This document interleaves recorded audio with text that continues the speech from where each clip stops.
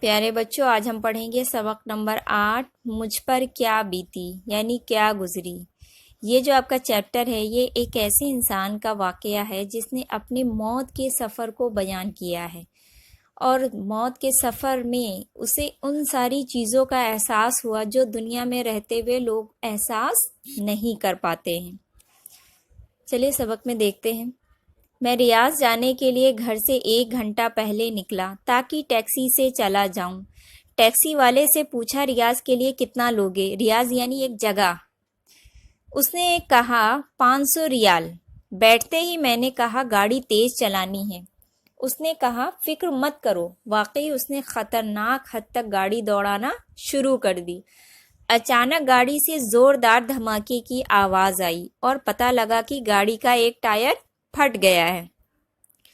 میں گھبرایا اور ڈرائیور سے کہا اسپیڈ کم کر دو اور گاڑی کو قابو کرو۔ اس نے گھبراہٹ میں کوئی جواب نہیں دیا۔ گاڑی ایک طرف نکل گئی اور قلع بازیاں کھاتی ہوئی ایک جگہ رک گئی۔ مجھے اس وقت اللہ نے توفیق دی کہ میں نے زور زور سے کلمہ شہادت پڑھا۔ میرے سر میں بہت چوٹ لگی تھی اور درد کی شدت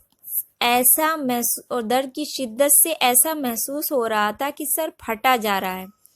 میں جسم کے کسی حصے کو حرکت نہیں دے سکتا تھا، یعنی ہلا نہیں سکتا تھا۔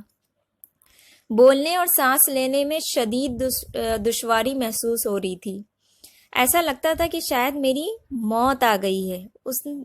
اس وقت مجھے گزری زندگی پر جو ندامت ہوئی میں اسے الفاظ میں بیان نہیں کر سکتا۔ یعنی جب اس کو یہ لگا کہ اس کی موت ہو گئی تو یہ لگا کہ ابھی تک اس نے دنیا میں کوئی ایسا کام کیا ہی نہیں جس سے اس کو اس بات کا اطمینان اور سکون ہو کہ وہ اللہ کے سامنے جب حاضر ہوگا تو ہاں اس کے پاس نامہ اعمال ہوں گے دکھانے کے لیے کہ اللہ میں نے تیرے لیے یہ کیا۔ میری آنکھوں کے سامنے مکمل تاریکی چھا گئی اور میں ایسا محسوس کر رہا تھا جیسے میرے جسم کو چھریوں سے کاٹا جا رہا ہے۔ کس سے کاٹا جا رہا ہے؟ چھریوں سے۔ اتنے میں مجھے ایک سفید ریش آدمی نظر آیا، یعنی اس نے مجھ سے کہا بیٹے یہ تمہاری زندگی کی آخری گھڑی ہے۔ اللہ تعالیٰ نے مجھے تمہارے پاس بھیجا ہے تاکہ میں تمہیں نصیحت کروں۔ میں نے پوچھا کیا نصیحت؟ اس نے کہا عیسائیت قبول کر لو، خدا کی قسم اس میں تمہاری نجات ہے۔ یعنی کیا قبول کر لو؟ اسلام کو چھوڑ دو اور عیسائیت قبول کر لو، یعنی کرسچن بن جاؤ۔ اگر تم اس پر ایمان لائے تو میں تمہیں اپنے گھر والوں کو لوٹا دوں گا اور تمہاری روح واپس لے آؤں گا۔ جلدی سے بولو، وقت ختم ہو رہا ہے۔ تب مجھے اندازہ ہوا یہ شیطان ہے۔ میں بے انتہا تکلیف میں تھا، لیکن اس کے باوجود اللہ اور اس کے رسول پر میرا ایمان پکا تھا۔ میں نے اس سے کہا اللہ کے دشمن، میں نے اسلام کی حالت میں زندگی گزاری ہے اور انشاءاللہ مسلمان ہی مروں گا۔ اس کا رنگ کیا ہو گیا؟ زرد پڑ گیا، یعنی پیلا پڑ گیا۔ بولا تمہاری نجات اس میں ہے کہ تم یہودی یا نصرانی ہو جاؤ، یعنی تمہاری کامیابی اسی میں ہے کہ تم یا تو یہودی بن جاؤ یا نصرانی بن جاؤ، ورنہ میں تمہاری تکلیف بڑھا دوں گا اور تمہاری روح قبض کر لوں گا۔ میں نے کہا موت تمہارے ہاتھ میں نہیں ہے، جو بھی ہے میں ایمان کی حالت میں ہی مروں گا، یعنی جو بھی ہو میں ایمان کی حالت میں ہی مروں گا، میں تمہارا کہنا نہیں مانوں گا۔ اتنے میں اس نے اوپر دیکھا اور دیکھتے ہی بھاگ نکلا۔ کون؟ شیطان۔ اس نے اوپر دیکھا اور بھاگ نکلا۔ مجھے لگا جیسے کسی نے اسے ڈرایا ہو۔ اچانک میں نے عجیب قسم کے چہروں اور بڑے بڑے جسموں والے لوگ دیکھے۔ وہ آسمان کی طرف سے آئے اور کہا السلام علیکم۔ السلام علیکم۔ میں نے کہا وعلیکم السلام۔ ان کے پاس کفن تھے۔ مجھے اندازہ ہوا کہ میری زندگی ختم ہو گئی۔ ان میں سے ایک بہت بڑا فرشتہ میری طرف آیا اور کہا اے نیک روح، اللہ کی مغفرت اور اس کی خوشنودی کی طرف چل۔ یہ بات سن کر میری خوشی کا ٹھکانہ نہ رہا۔ کیا بات سن کر؟ کہ اے نیک روح۔ یہ بات سن کر کیا ہو گیا؟ اسے بہت خوشی ہوئی۔ اس کے بعد اس نے میری روح کھینچ لی اور مجھے ایسا لگا کہ جسم سے میری روح کو الگ کر کے آسمان کی طرف اٹھایا جا رہا ہے۔ میں نے نیچے دیکھا تو پتہ چلا کہ لوگ میرے جسم کے ارد گرد کھڑے تھے۔ ان میں سے کسی نے کہا انا للہ و انا الیہ راجعون۔ میری آنکھیں بند تھیں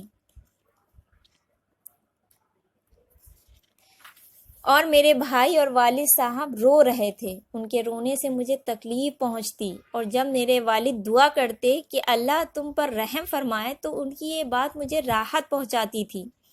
اس کے بعد مجھے غسل دیا گیا اور میرے جسم کو سفید کفن میں لپیٹا گیا۔ یعنی جب میت کے پاس لوگ روتے ہیں تو میت کو کیا ہوتی ہے؟ تکلیف ہوتی ہے، اور جب اس کے لیے دعائے مغفرت کرتے ہیں تو اسے سکون اور راحت ملتی ہے۔